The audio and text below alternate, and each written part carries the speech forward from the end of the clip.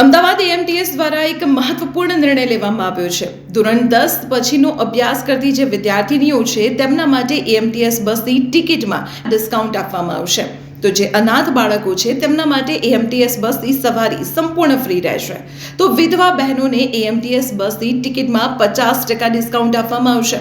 આપણે જણાવી દઈએ કે આ સુવિધા માત્ર નિર્ધારિત કાર્ડ ફી ચૂકવીને તમે લઈ શકશો અને આ નવી સુવિધા 1 જૂનથી અમલી પણ બનવા જઈ રહી છે. આપણે જણાવી દઈએ કે એએમટીએસ પોતાની સુવિધાઓમાં સતત વધારો કરી રહ્યું છે. લોકોની ફરિયાદોને ટાળવા માટે અને તેના જલ્દી ઉકેલ લાવવા માટે પણ ગયા મહિને જ એક સુવિધા ઉપલબ્ધ કરાવી હતી, જેમાં એએમટીએસ દ્વારા 2 વોટ્સએપ નંબર જાહેર કરવામાં આવ્યા હતા અને તે નંબર અત્યારે સ્ક્રીન પર પણ આપણે બતાવી રહી છું. આપની પાસે ના હોય તો નોટ કરી લેજો.